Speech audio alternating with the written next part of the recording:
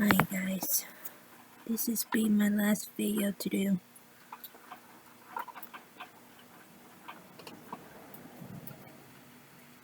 Let's do teens who will never leave in prison part 5.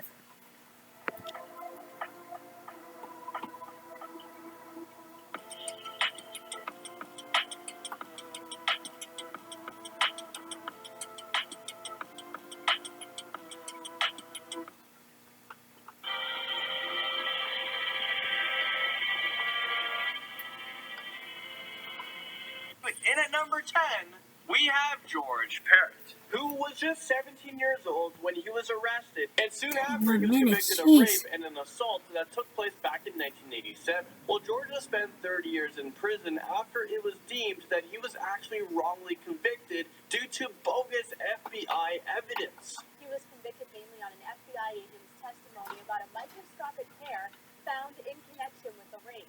But a judge found that evidence to be flawed and released Parrott on personal recognizance Wednesday. This is why the justice system is just so messed up. A lot of times, police officers or FBI agents are convinced, they're so convinced that this is the guy that committed the crime. So what they do is they do anything they can to get a conviction, to put this guy behind prison and to do it fast.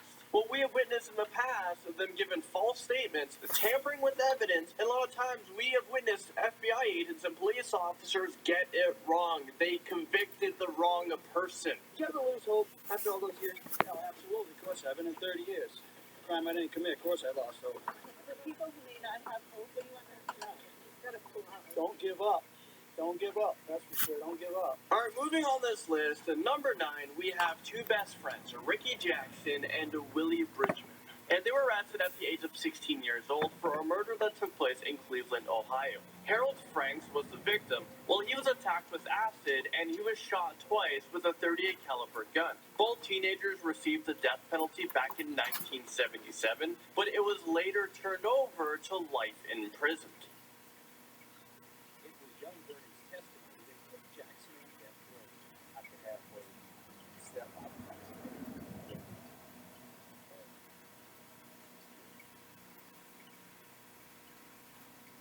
This story takes a huge turn because after spending 40 years behind bars, a judge released them, and the judge said they actually have the wrong people. Ricky and Willie were convicted after a false testimony that was given by a 12-year-old boy. These two friends didn't commit the crime, so for the past 40 years, they were serving time for someone else's crime. Their lives has been taken away from them. Words can't express how I feel right now. I'm just glad to be out, glad to be a free man. What are you going to do? Where are you going to go? Wow. I mean, you know, you sit in prison for so long, you think about this day, but when it actually comes, you don't know what you just want to do something, you know? This guy missed out on school, getting his first job, finding a wife, having kids. Being a teenager, you get to experience a lot of things in life, and it is a very important and crucial time in someone's life. Number 8, we have Howard Christensen. He is a Chicago native who became the nation's longest-serving prisoner before he finally completed his time. At the age of 17 years old, Howard committed murder and was given a life sentence without parole to 200 years in prison. But that was later overturned to a 64-year prison sentence, which is pretty much life in prison. While Howard actually outlived his prison sentence and was able to see the light of day. Well, just for a few years. Howard was 79 years old when he was finally released. Howard was only able to live 2 years as a free man before he passed away. Moving right along here, we have Bobby Boston. Why are you treating the native folks? Bobby Why? was just 16 years old when he was convicted of committing 17 crimes. Some of them include robbery and kidnapping. He fired a gun at 2 people. While he has been in prison for more than 20 years now, he is now in his 40s. Bobby on our list has one of the longest prison sentences. He was actually sentenced to 241 years. Many people believe that this was way too harsh for this crime. Murder was not committed, although there was near death.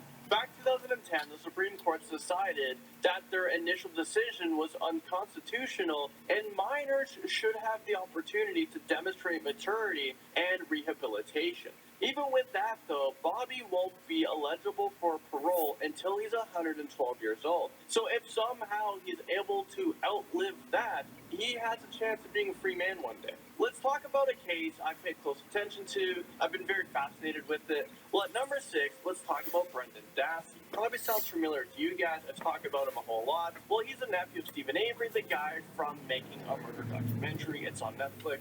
Hey, everybody. Then they sat down with Brendan. Brendan's lawyers say investigators took advantage of him.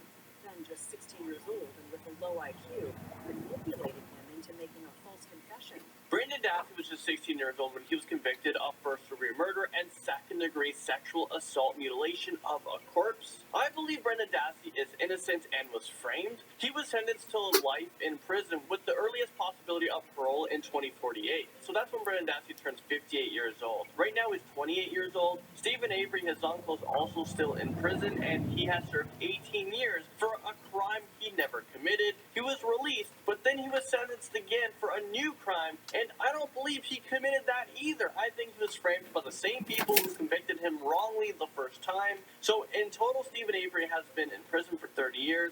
And, I can't wait for season 2 of Making a Murderer to be released on Netflix because I need answers. And actually, at number 5, let's talk about Stephen Avery a little bit more. He was also a teenager when he was first in prison. Stephen was 18 years old when he was convicted of sexual assault and attempted murder, and this was back in 1985. Like I said, after 18 years and after DNA testing became more available, it was proven that Stephen Avery was actually the wrong guy, and evidence was tampered with by local police. He was serving a 30-year sentence.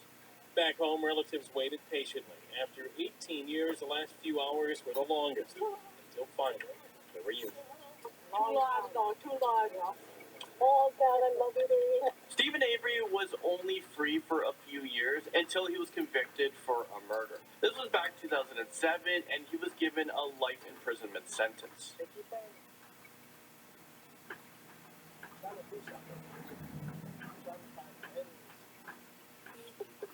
Gotta install the chime app today and get started.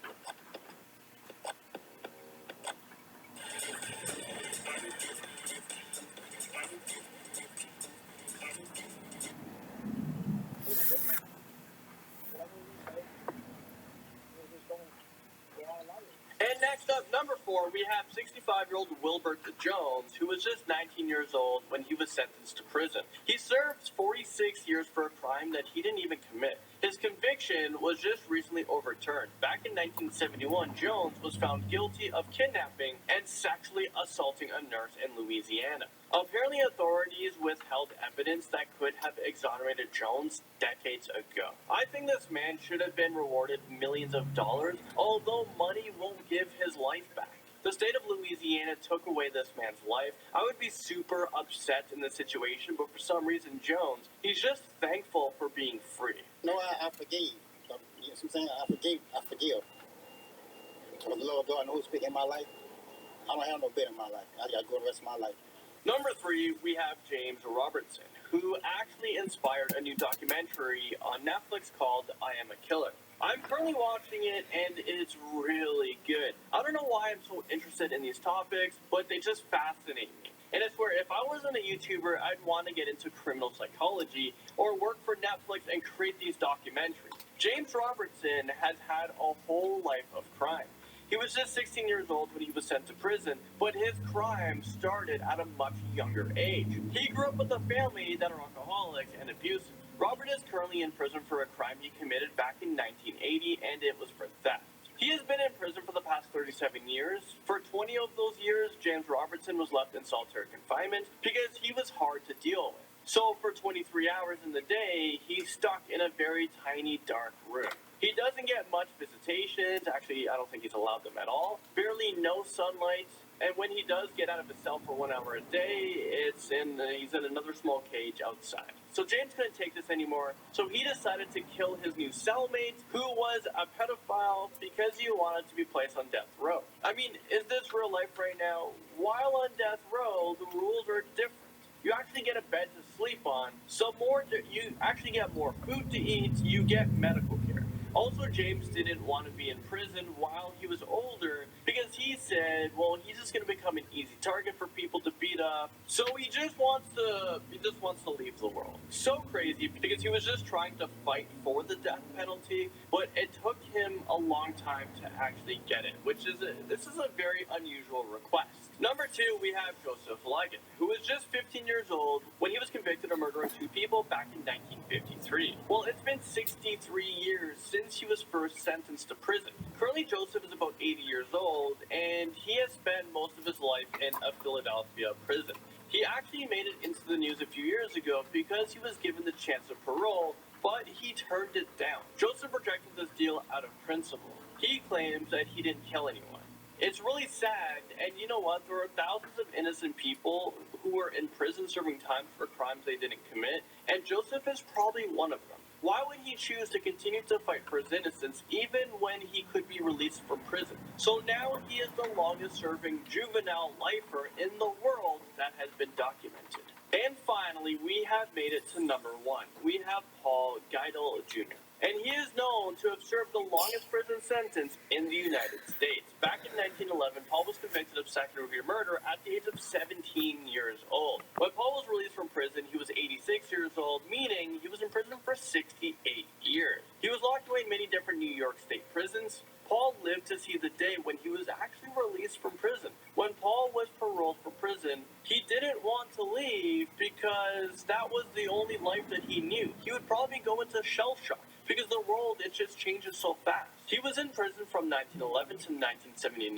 So let me tell you guys quickly what was invented during that time. So just to name a few, we had radio broadcasting, helicopters, microwaves, ovens, credit cards, widescreen cinemas, and videotape recorders, video games, man went to space, computers were a new thing, and I mean all of those things. If you lived in prison, you probably never had any access to any of them. I don't even know if you get newspapers or if you read about it on a new computer. Well, what is that? But if you get released into the new world, it can be very confusing. Starting off this list in our number 10 spot, we have Matthew Wayne.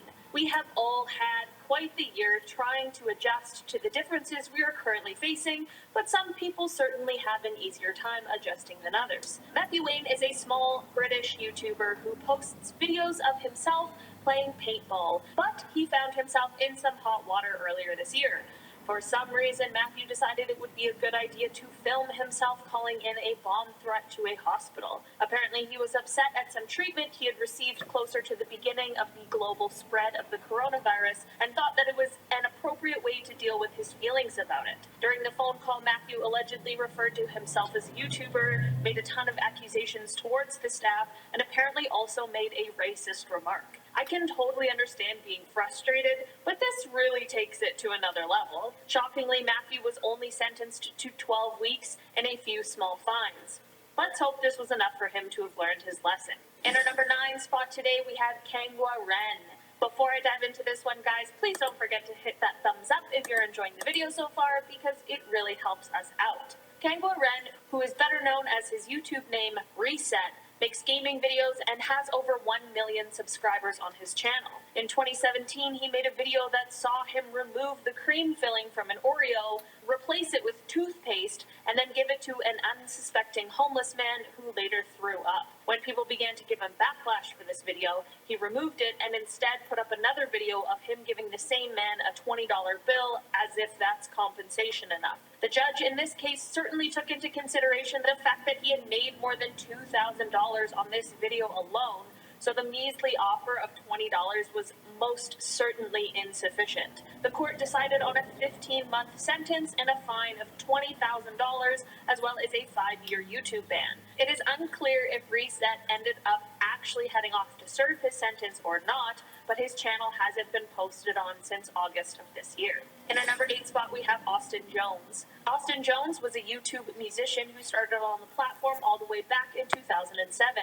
Last year, Austin was sentenced to 10 years in prison for soliciting underage girls for photos and videos. The complaints started in 2015, and in 2017, he was arrested.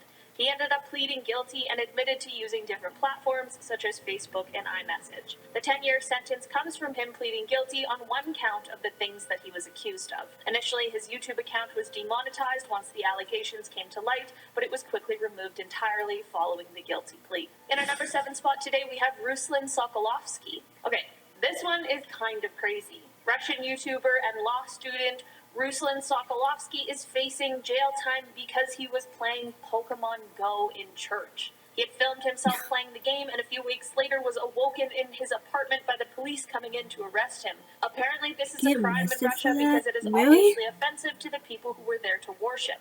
I completely agree that it was extremely rude and distasteful for him to pull this kind of a stunt, but 5 years in jail for playing Pokemon Go does seem kind of insane. Like, Matthew Wayne called in a bomb threat to a hospital and got a significantly lighter sentence. After Ruslan was arrested, he was on house arrest for a while and is banned from speaking to anyone other than his lawyer and the people who are investigating him. This arrest is seen as very controversial and has a lot of people discussing freedom of speech laws. While I'm not exactly sure if there has been an official sentencing or not, Ruslan is facing 5 years in prison for this offense. In our number 6 spot, we have Billy Altador and Ivani Lewis. Billy Altador and Ivani Lewis are the YouTube couple who run their channel called Beam Squad.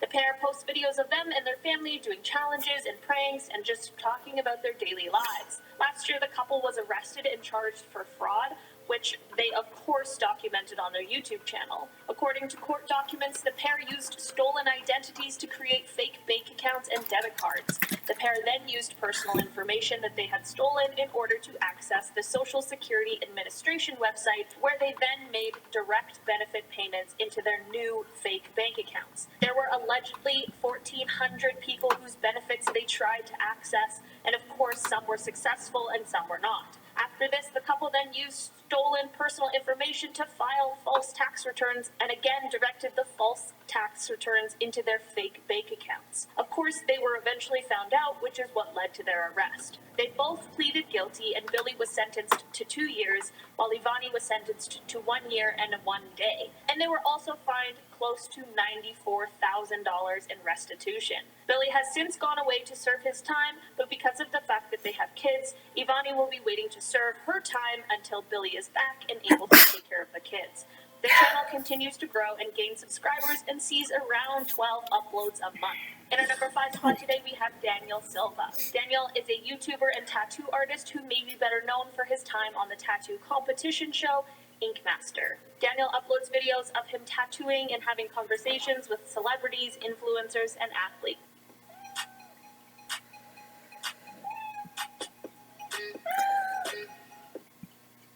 Things took a really sad turn for Daniel earlier this year, though.